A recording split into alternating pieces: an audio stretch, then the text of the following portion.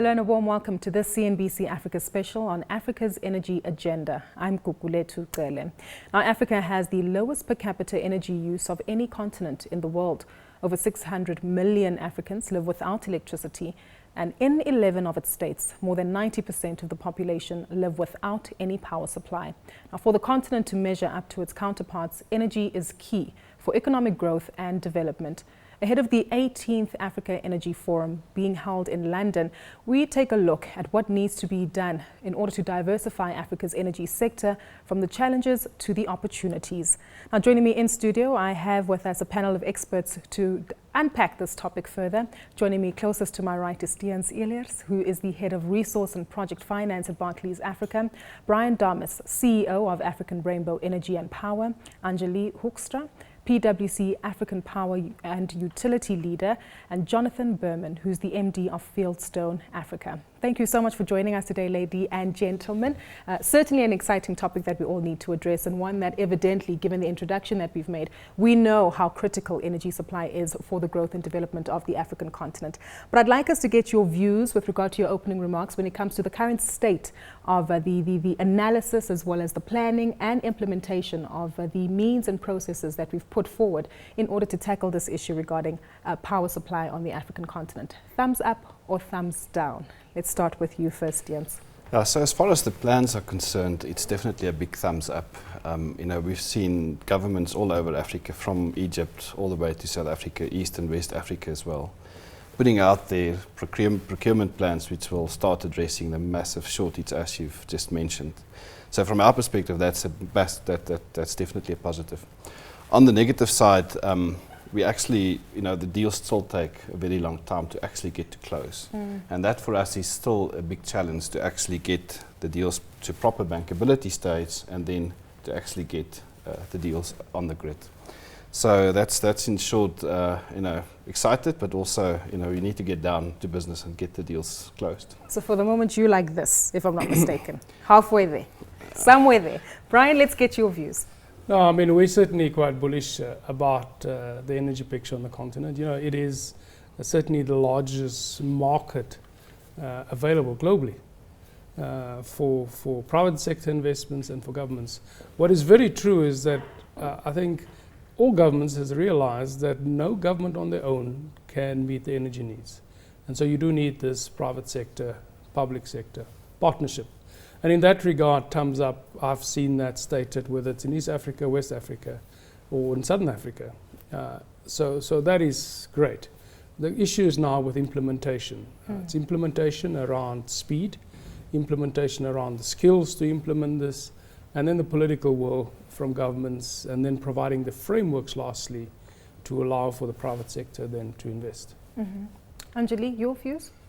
On the planning side, I think it depends also a bit. Like it's a thumbs up. If I look at, say, East Africa, if I look at South Africa, it's a little bit shaky in other parts of Africa as well.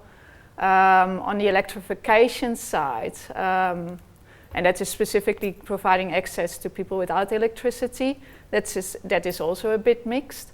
And then to the previous gentleman as well, like it's a little bit of a thumbs down, when it comes to the implementation side of things. Although I think in South Africa specifically, we made fantastic progress. East Africa, looking at an oversupply of electricity in the future, but again, a thumbs down when it comes to increasing electrification levels from the implementation side. Jonathan, your opening remarks, it seems as though we lukewarm with particular pockets of heat here coming through, but what's your take? I generally agree with that, but I'd say it varies hugely by country. And the interesting thing is, it's not necessarily the richest countries or the ones with the best credit rating that get the most investment. I mean, countries like Rwanda and Uganda have done phenomenally well. Fairly poor, fairly small countries, and they've powered ahead. And other countries, I won't name them all by name, but some of the larger and richer economies have not done as well. So, which also leads to one of the problems, that we've still got fragmented energy markets. I mean, yes, we trade power across borders a bit, but decision making is still taken at a national level and is sometimes very much hostage to sort of particular political wins in a certain country. I'm glad I think one should start with the fundamental basics of an energy system. I mean, what do you have to solve? You have to solve the issues of energy security. You have to make sure that it's affordable. You then have to ensure that you address the access issue. It's crucially important. This is still a dark continent. But last, but not the least, is how do you deal with the sustainability and the environmental challenges around the energy plans that you put in place. And I do not believe that those four aspects can be addressed by countries on their own. The issue here is scale, and some countries you just don't have the scale to be able to attract the investment to achieve that. And so I think those things most will be best achieved through increasing regional integration through the different energy markets or sub-markets within the region. And I think that is, so if you can get governments across just their own country planning, but do that across regions, I think that's going to be a lot more effective in creating scale and addressing the four critical issues. I'm glad that you both mentioned that up, and perhaps that is a starting point to take a look at, again, leaping from just talk to a significant implementation. You've both alluded to both the East African state of countries. We also know we have Zizabona, comprising of Zimbabwe, Zambia, and Botswana. But that goes back to that political will. Are we all speaking the same language, singing from the same hymn sheet? Because I think what often happens between these African states is that the one who seems to be the provider also wants to have a significant benefit here. So as you say, the political will here. What's your take on that issue? The political will, if you look at, and again, I think the South African example with what they've done in the renewable energy sector for me is probably the clearest demonstration of the political will working in practice. I mean, they've been quite clear up front. These are the plans, this is what we want to do, and they stuck to those plans. And that's why we've seen, in the last 4 years, 3 successful rounds of renewable deals closing, around 4,000 megawatts. And up until 4 years ago, I mean, we didn't have a renewable energy industry in the country. But since they started with this program, I think there's about 60 renewable deals now, in process. Some of them are already connected to the grid, others are in construction. And that started from scratch. And the only reason I think why this is successful is because of the direction from the top and the political will to actually get it done. Without that, and we've seen other PPP programs, sort of following a slower, pace. But once the political will is there, the deals will actually happen. And it's not just, you will know from your previous experiences, there's so many role players involved. You have obviously the central government, you've got Treasury, you've got Department of Energy, you've got Eskom, you have NERSA. And to pull all of that together with the private sector, where you also have a whole diverse range of players involved, from the investors to the EPC contractors to the guys who operate these plants, and then to the banks and the equity investors. To bring all of that together, I think is quite a, it's quite a big achievement, and something I think which the South African government can be quite proud of. I'm glad that you bring it up. Brian, you want to add? That's correct, and I think we have seen that certainly from what I have seen in the World Economic Forum for other countries, similar intentions, and so hence being quite bullish about it. But imagine if you could take this program in South Africa and you could make it a Southern African program, run across the Southern African power pool. Is it with easy to more do customers? Copy and paste it? No, it needs a bit of work, but if there's a clear understanding of what we want to achieve, it is possible to do it. You have the banks and the financials, so if you provide private investors exactly a framework that they understand and deal with the risks similar to what you've done here, which is not impossible, you will find the investment happening now in a market of 200 million people instead of just South Africa. Yeah, Zambia just embarked as well on a similar type of program as well, that our IPP program in South Africa is. I think the problem still comes with the interconnectors, and to get the interconnections done, because they're going very slow. Once we get the interconnections between the different countries, and you mentioned already Zizabona, and there's a lot of more like them, like Bosa and they somehow get stuck, in the whole process of getting to financial closure and actually like the building. And that is something that needs to be addressed, about how can we move that forward. Precisely. Yeah. We will delve into that in just a moment, but I take it also when it comes to these strategies of getting these governments to speak to each other and having these plans that work for the greater region and for a larger market, we also need to take into consideration disruptive energy suppliers here and how that also changes the landscape of how things are developing. Anjali, you've been very vocal on that in previous reports, saying that we do see quite a bit of disruption and perhaps lessons that we can learn from markets like Asia. How do we implement that in the African context before moving the conversation towards financing and how that draws attraction for capital and ongoing investment in those particular regions? Anjali? Yeah, on the disruptive side, there's two things actually to it. There's one, of course, the IPPs that are coming in, which are causing a disruption, because we have our big vertically integrated power utilities, and now we get the IPPs coming in with 20-year PPAs, you know, on today's prices or yesterday's prices. And the more they come in, and also like the more like people start generating their own electricity, so embedded generation and feeding that back into the grid, the more like the vertically integrated power utilities will come under threat, because in the end the people and the companies won't, the demand will drop from the power utilities because they're generating their own electricity. So that will then increase again, like what is necessary to maintain the grid, and especially because you have two-way electricity flows as well going back into the grid, which in the end, like the people, so that will lead to a price increase, and that will result in that the people that will still pay for the electricity, so not have their own generation, will pay more for that electricity. So they in the end will start like looking at their own generation resources as well, and that will come in especially when the price of batteries of storage technologies actually is going to drop. And that price, according to the World Energy Council, is going to drop 70% by 2030.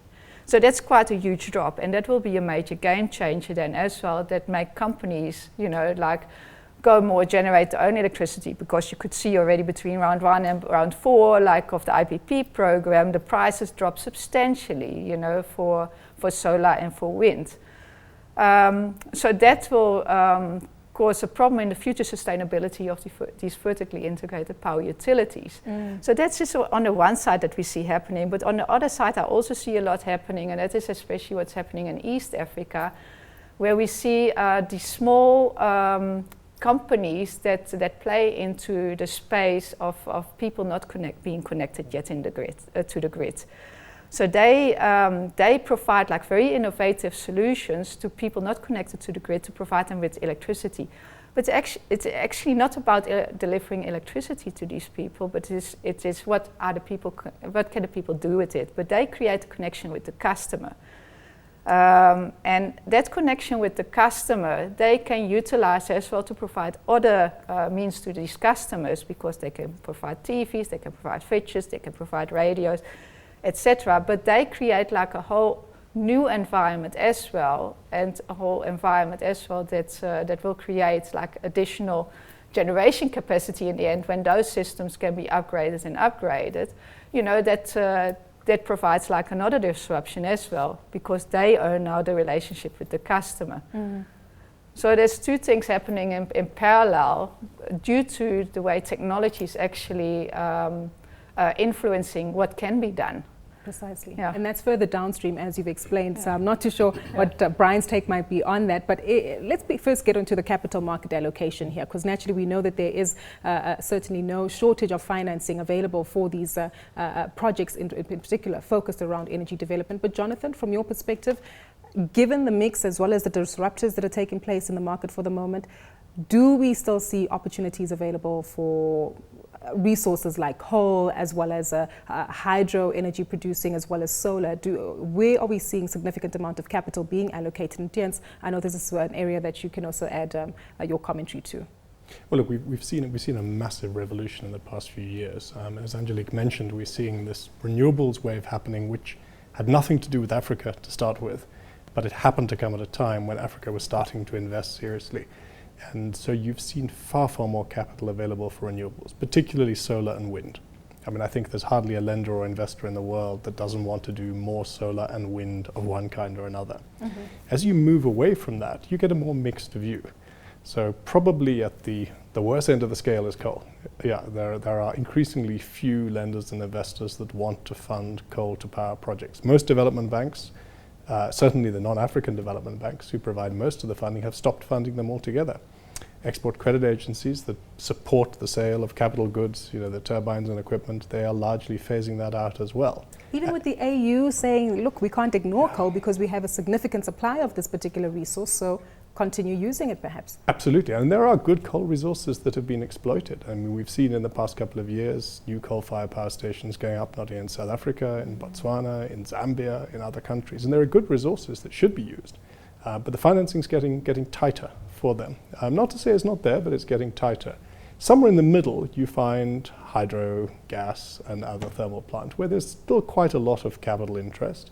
Hydro is seen as renewable by many people, although there's a focus on the environmental and social impacts of flooding areas, relocating people.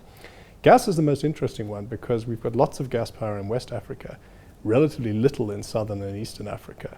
And at the moment, coming back to Angelique's point about batteries, until we have reliable batteries, if you want to do renewables, you probably need gas as well to fill in the gaps when the renewables aren't operating. So in some ways we actually need more gas power now because of renewables on the system. Maybe in years to come we won't, when we've got more efficient storage mechanisms. So there's a big drive for gas power now in Southern and Eastern Africa, and we need to make sure capital is available for that too. I think just to come back, let's a few points. Firstly, utility models are going to change. It's going to change in Africa. It's going to change in South Africa. It's already happened in Germany. If you look at the companies like RWE and E.ON, they all changing to renewable companies. And their coal plants hardly ever run, and they're decommissioning the gas plants. So it's a massive change. Now they're fortunate because they have an integrated grid in Europe. We're not that fortunate in Africa. The second thing is Africa is large and big. So how do you deal with access? You can't deal with access only by providing grid supply. So you have to have distributed generation technologies, and that is provided through the disruptors, solar home systems, and that is going to be the cell phone technology and the leapfrogging that Africa can do. How do you provide distributed generation solutions? Because our land mass just too big to do the integration. The third point is Africa, however, does need baseload power to develop. Renewables are not baseload power. The wind's availability at that low prices is 24%, maybe slightly higher, 36%. Solar is around 24%, solar PV. So unless you find solutions to storage that is very cost effective, you still don't have renewable baseload, nor do you have clean coal. So somewhere in the middle you need to find a solution, and that's where Africa is quite blessed with a significant amount of gas resources, and I think gas is going to be the winner in terms of gas generation across the continent, and we have to leverage the hydro resources that are renewable within the continent. Now, your point is very valid. For that to happen, you then have to make sure you have strong interconnection, and that's where the grid comes in amongst countries, so that you ensure Africa's energy security through interconnection and greater regional cooperation than just every country trying to develop it by itself. Because Mozambique has got the lowest cost gas field in Southern Africa. Mozambique alone can't use that. You need to have the region to use that. Sure. James? So it's a very good question. So the whole issue about coal, and Jonathan, you're right, a lot of sort of Western banks have pulled out of financing coal altogether, whether it's a coal mine or whether it's a coal-fired plant. So the view that we've taken is that for sort of emerging markets such as Africa, where it's probably the only choice and it still makes sense from a tariff perspective, we will still support those deals. Because we ultimately still need to build industries. We absolutely need baseload power, and coal is still competitive compared to other technologies. But I think I agree with you. I think the focus on coal, and we see this even in our own South African, the government's long-term plans, coal or new coal-fired plants is definitely not top of the agenda. So the focus will be obviously on the renewables, but then the next focus will be on gas. So if we can get the gas program sorted out, and we can get the whole story, not just for South Africa, but for Southern Africa sorted out, because there is access, there is a lot of gas in Mozambique. And I definitely see that also as the winner. And it augments this whole renewable power generation a lot better than coal can, because you can use them as sort of peaking plants as well. Mm-hmm. So that's for us also the way to go. But in the meantime, we also understand we need baseload, so we will still continue to support the coal until all the other technologies come on stream. So if you're the guy sitting with the check at the end of the day and have to distribute these funds somewhere, given all these integrated models that we refer to as well, there's these separate infrastructure projects which are aligned with ensuring that the power is not only generated but also gets to the end consumer, whether it's a mining company or someone who needs to charge their cell phone. How do you critically allocate where the funding needs to go? Between the different technologies. Between the different technologies, Yeah. between the different power opportunities also available, whether it's renewable. It's ultimately not about choosing between the different technologies. It's about, from a risk profile perspective, they're all structured fairly similar. Clearly a coal plant will have a lot more risk than a PV or a wind farm. But ultimately they're both long-term deals. In the South African scheme, they also both supported by the SA government from an ultimate assisting of Eskom and payment perspective. And they all need access to exactly the same long-term pools of capital. So the allocation has to do with the risk issues. Mm-hmm. So we're talking about power to be built, renewables, coal, whatever you want, that you need a price and a framework for 20 years. Yes. With no changes. But that's not how the market That works. allows the private sector to make the investment. But that is the crux of what's needed. Over and above what we're talking about. We're talking about globally political will, but there's a great sense of how do you put regulatory frameworks and structures in place that deals with the risk, that is consistent, and that will not change over time. And that is really the task that is needed for Africa. That is the key to unlocking the investment, whether it's in any of the technologies. Mm-hmm. Are there proposed solutions, though, as you say? No, they exist. I mean, the classical example is the South African Renewable Program, what Zambia is doing and what's happening in East Africa. The question is then, how do you create scale? You're talking about a continent that is going to have an increased population, that is going to have this great urbanization. It needs vast, vast amounts of energy. Its energy growth is going to be the fastest in the world. Now, for Africa, not just for economic development, for the basic social development and deal with poverty and inequality, for this continent to really get to where it needs to be, it needs energy. For that, you need scale.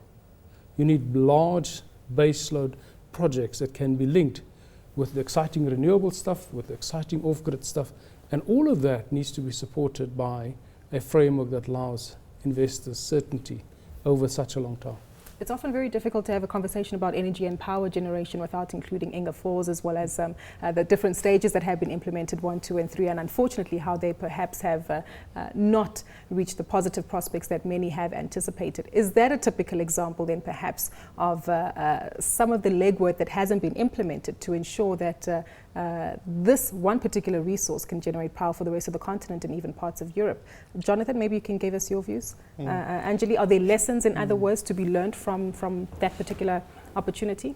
I think any very large, very long-term project faces a real challenge, particularly in Africa today, which is that our timelines are short. I mean, as Brian said earlier, we need power now. And it may be one thing to wait even 4 years for a large coal plant to be built, but any project that's going to take 20, 25 years to be built, I actually start to question whether we should be looking at those projects at all now, because we need the power in the next 20, 25 years. And even if you can wait for those projects, is technology not going to run the risk of making them redundant in 25 years' time? I mean, today, we all agree that renewables and storage is not yet ready. We may think it's going to be ready in 3 years or 5 years or 7 years or 10 years, we don't know. But when you start to look at things that will only probably hit here in 20, 25 years, I start to question whether we should be planning that way anymore. I think it's a bit of an outmoded way of approaching power generation, which I think over time is going to get more and more modular, decentralized, and faster. Can't be done immediately, and again, as Brian said, right now I would still build big coal plants, some big hydros that could be done now, but how far out will we run that way? I don't know. Sorry, go ahead. Yeah, I agree with what Jonathan says as well.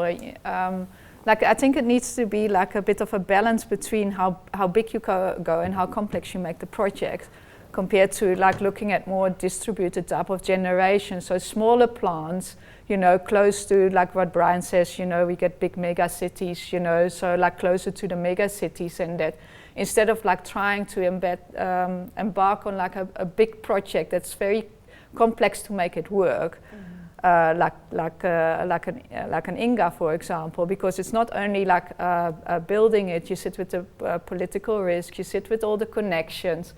You know, rather focus on distributed generation where it's close to where it's needed.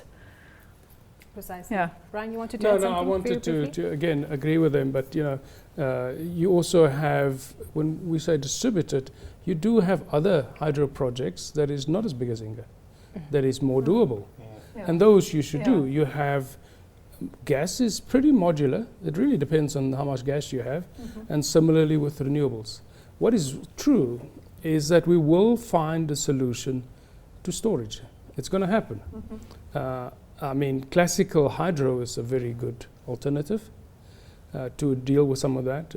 The work being done on batteries, on utility scale storage solutions is fascinating. We know the work that a company like Tesla is doing around home solutions, but many others are doing work around large scale storage solutions.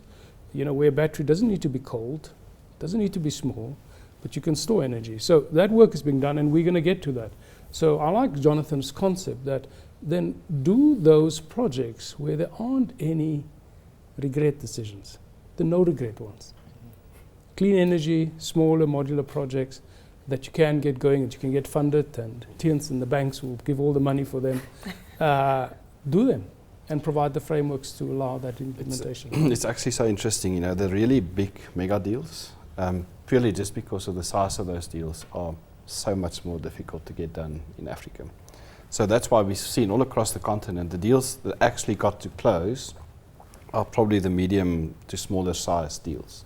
So within, you know, from like 50 megawatts to sort of probably 200 megawatts. That's also why we've seen in South Africa with renewables, they've capped a wind farm at 140 megawatts and a solar PV plant at 75 megawatts. And that's a decent size that can much more easily get done and closed. It's not that you need all the banks in town to do all the deals. Now the difference with, if you look at the coal deals, for example, you know, to do a 500 or 600 megawatt coal plant in rands, you probably need every single bank in all the deals. Geesh, that would be a bit of a headache. Well, it does. It's proving to be quite a headache, I'm sure, for the developers. But that's the challenge. And it's probably maybe unique to South Africa. If you go outside of South Africa and the funding is in dollars or euros, obviously you've got access to a much broader funding pool. And that's why maybe some of the bigger deals, but still, to do, you know, years ago, you know, we were looking at a massive coal deal in Botswana, you know, not going to mention names, but it's more than 4,000 megawatts. You know, that deal never got off the ground, and I think it's partly due to the complexity, but also just purely the size. You know, to do both from an equity and debt perspective, to commit that amount of capital for a single project, you know, that's just proven one step too far for some of the banks and for some of the investors. Exactly. We'll come back after the break and pick your brain even further when it comes to some of the concerns regarding currency flows and fluctuations when it does come to raising capital for several of these deals. We're going to take a quick ad break, but when we come back, we unpack more on Africa's energy agenda after the break.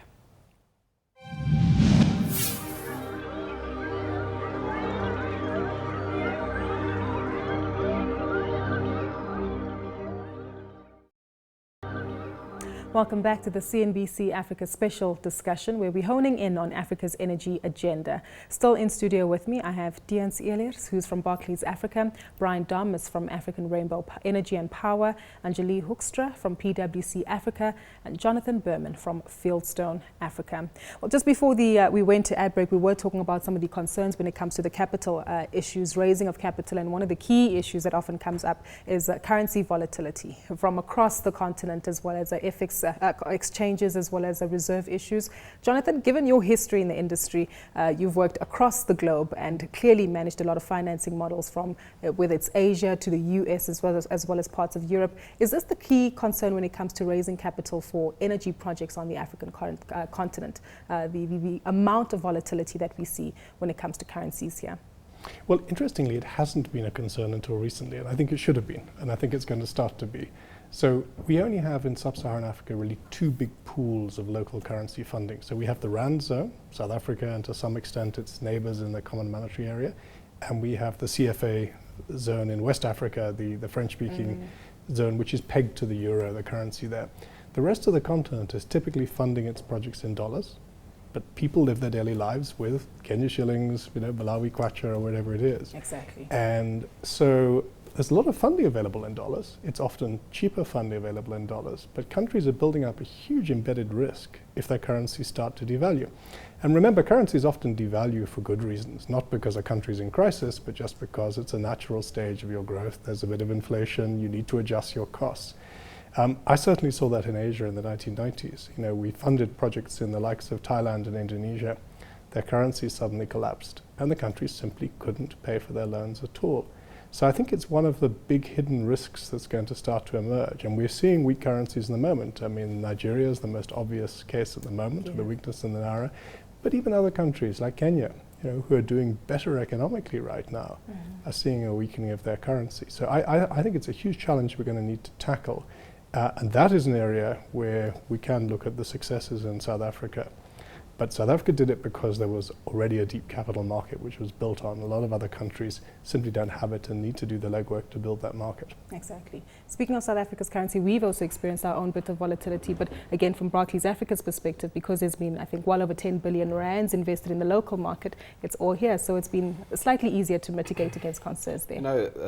It has been easier, but, I suppose governments have two choices. They can either structure their IPPs in the local currency, but they can only do that if there's access, as Jonathan mentions, to deep capital markets, like we have in South Africa. Or otherwise they have to go for, their power purchase agreements in dollars, which is fun for the investor because they get their returns in dollars, and it's fun for the lenders because there's much deeper liquidity markets, but it's not so fun for the utility, which have to pay in they've got to settle the dollar payments, but they earn local currency revenue from selling electricity to their customers, which is exactly in South Africa why Eskom for many years, and even today, will not sign a power purchase agreement unless it's in rands. So it's in a way, it's been easy for us as a South African bank also to manage that because we've got access to lots of ZAR and the funding is in rands. And I think for that reason also you've seen very competitive debt terms when it comes to financing these long-dated projects. I think in the rest of the continent, apart from access, I think there's lots more access to dollars, but then you also have the added issue in taking a view on the utilities' credit quality and their ability to settle those obligations in dollars. And I think that's where a lot of further innovations have started happening in the last few years, where we've seen additional credit wraps around their payment obligations. You get, for example, IFC, the World Bank, in to further support the utilities' payment obligations and payment risks to assist in making the deals more bankable. And in many cases, that's probably the only option that they have. Unless in the South African scenario, you've got access to rand and your revenue is rand and everything is rand. In Zambia and in Kenya and in Ghana and Nigeria, that's not the case. Which is more often than not, you actually need additional protection to get the deals done.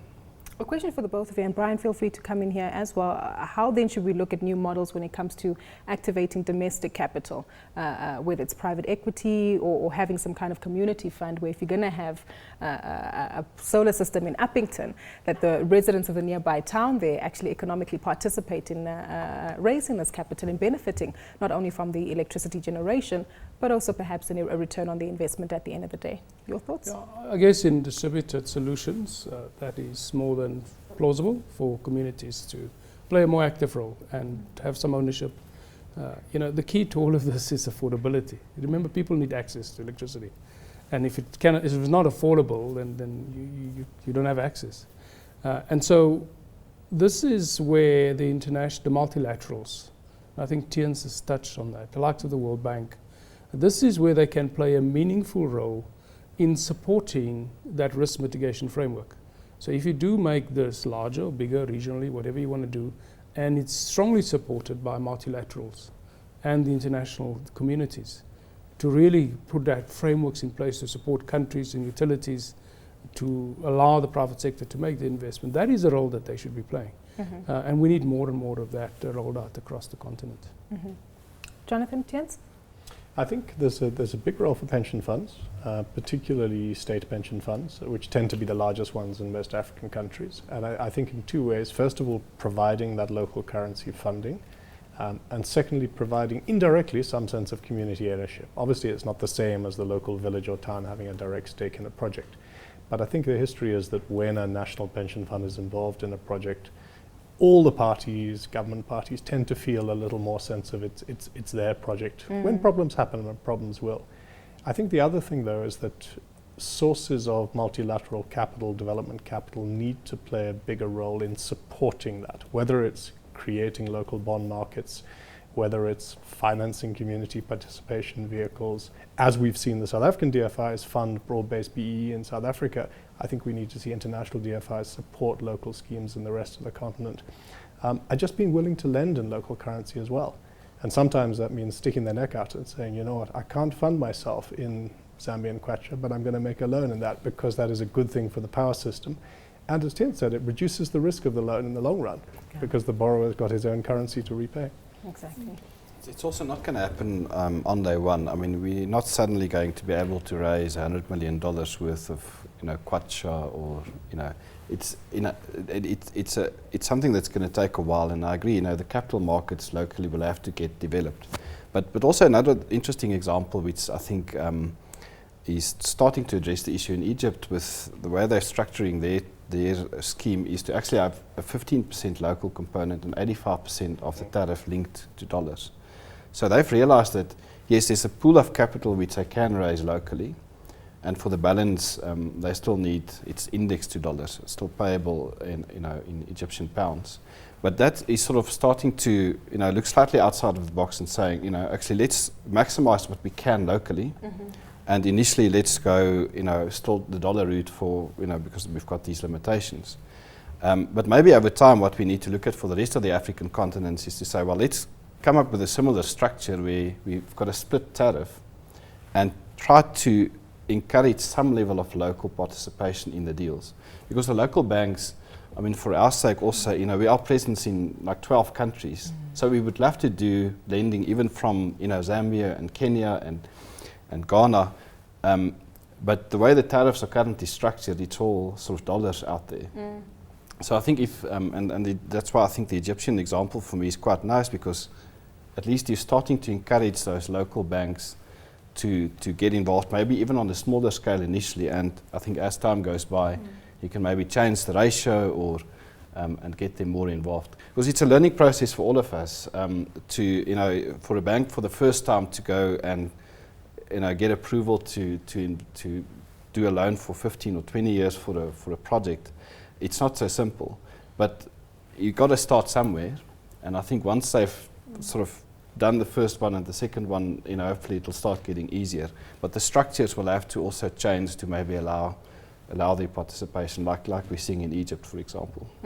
So perhaps some lessons that we can learn there too. Yeah, but you talked about the gas thing. So why does South Africa not have, it's got a massive energy system, the largest in the continent, one of the largest in the world. So why doesn't it have got gas in that? It's because we don't have gas as a natural resource in our country. And I think that is key to how Africa should leverage the resources. So if we introduce gas in South Africa, invariably there's going to be a link to the dollar and a link to the oil price. Over a 20 or 30 year period, that you need to take a view on that. So the question is, who then picks that risk up? Because you're still going to pay your electricity in rands.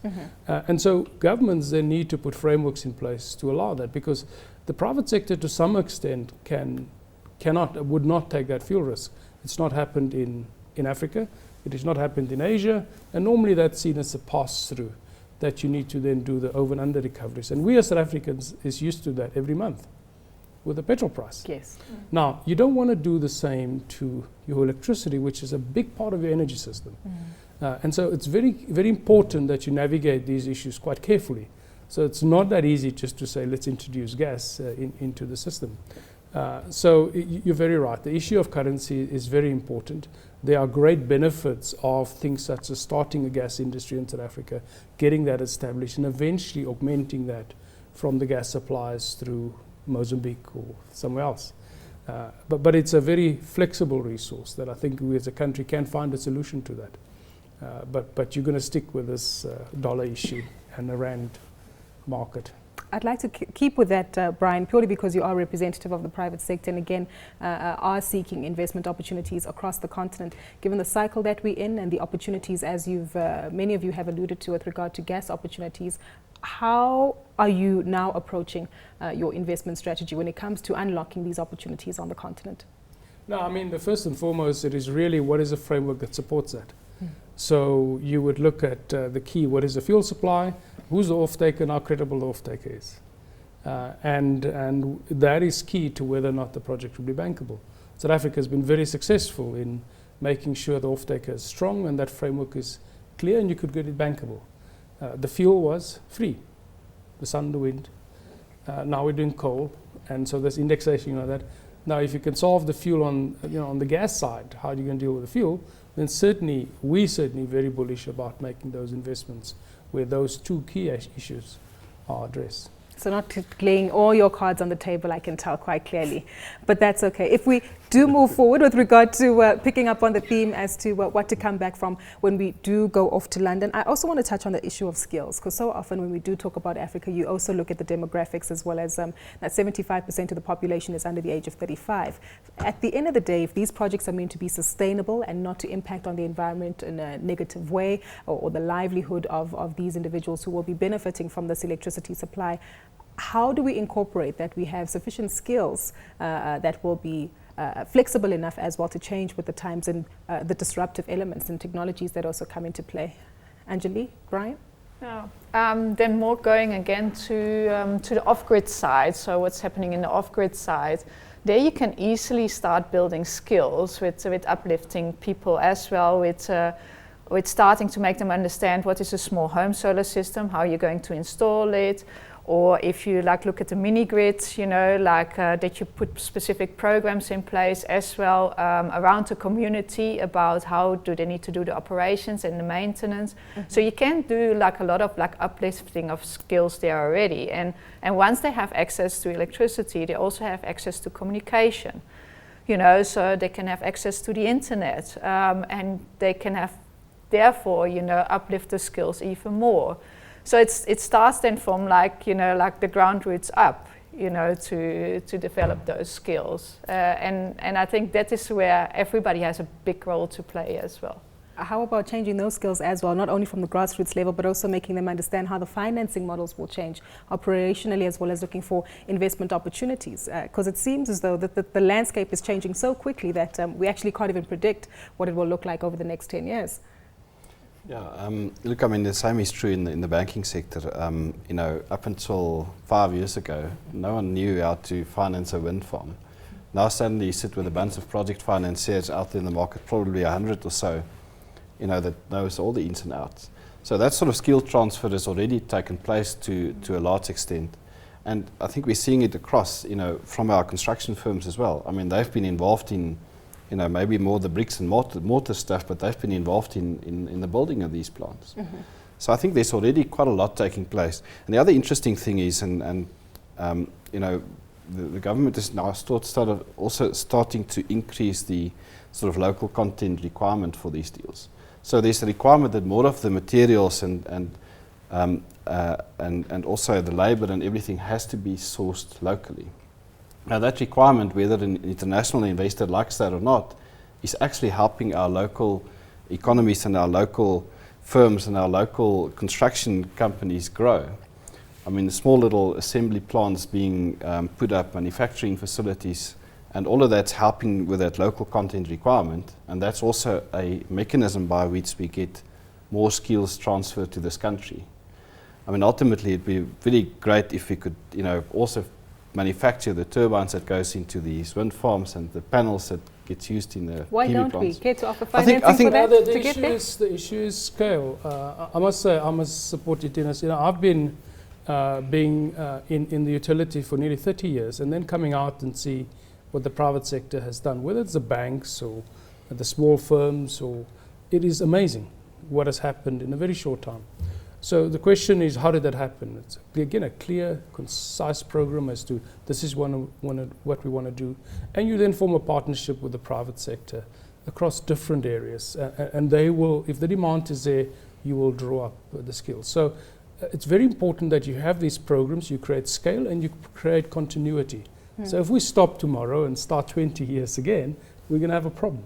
So you need to create continuity. And the issue around why not solar panels, we should get to that. The issue is scale. But it's also important that we invest in vocational training, artisans, and then it comes to the productivity. So yes, Africa has got a great demographic dividend. It should draw on. Yes, Africa's got the youth. Yes, we need to spend a lot of time on, but Africa's productivity has either remained flat over the last 5 years or decreasing. True. And that has to change, And there's a great opportunity with what's happening in China around manufacturing that we can really become the factory of the world. But we have to get ourselves ready. But again, these programs that is clear and consistent without interruption will help in building this partnership and building skills. Yeah, maybe just coming back as well to why don't we build solar panels here? I mean, like Germany tried as well, but they also left it to China, to manufacture the panels. But maybe like the big game changer again that can come in there is 3D printing. You can print, solar cells with a 3D printer.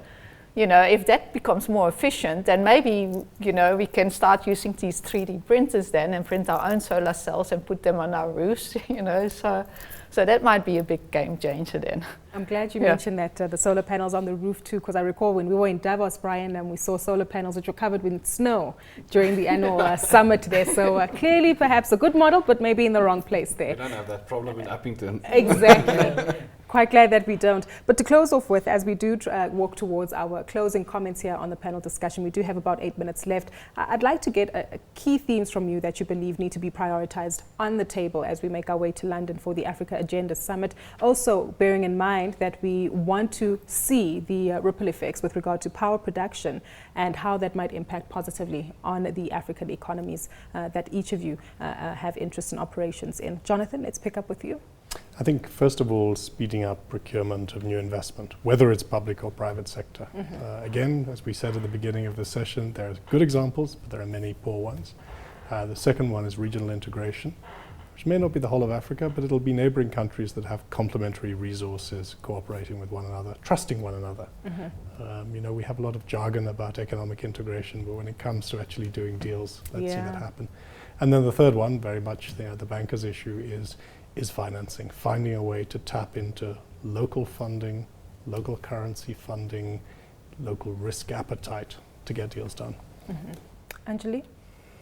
I think on the regulatory side, to see how we can change regulations as well to make them more aligned between the different African countries, so that you can also support energy trading better.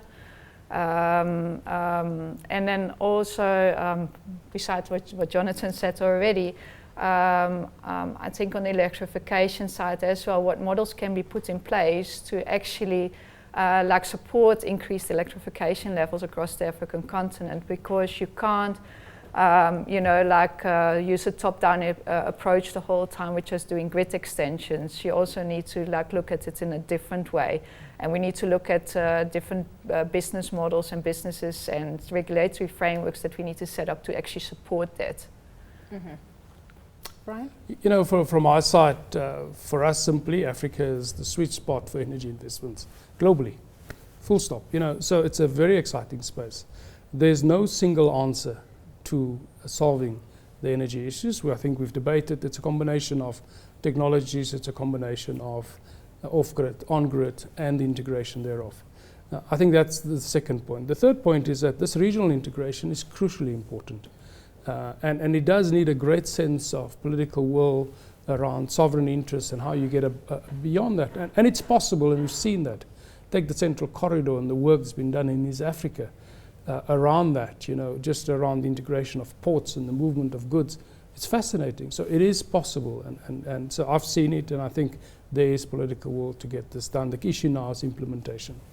The last point for me is technology, and that's another exciting space. We, as a company, our founder has joined, the Breakthrough Energy Coalition with Bill Gates and 29 of the world's billionaires. And the question is, how do you take energy research from the labs and commercialize it? And you've seen that in space technology, you've seen that in defense. Why not in energy? And that's what energy needs, and that's what we're working on. How do you take those research ideas and really bring that forward and commercialize that in order to solve reliable, affordable, and clean energy for Africa? And I think that is Africa's great opportunity that is in front of us. Yes? So I'll go with something that's probably more immediate. This is this whole procurement issue and how governments actually procure projects. There's just so many examples of areas where things got done properly and the right way. Things like making sure there's proper competitive processes when it comes to procurement, making sure that governments actually lay down their long-term ambitions and plans and stick to those plans. Because, and a good example now, apart from South Africa and Zambia, where IFC and the World Bank have launched this scaling solar program, is the tariffs they got back from the private sector for a couple of PV plants are on par with the best competitive prices in the world. Sure. For a country like Zambia. So I think if more countries can also learn from each other when it comes to how to procure these deals in the right way, actually get these, because the programs are there, there's programs all the way from Egypt to Cape Town and East and West all over.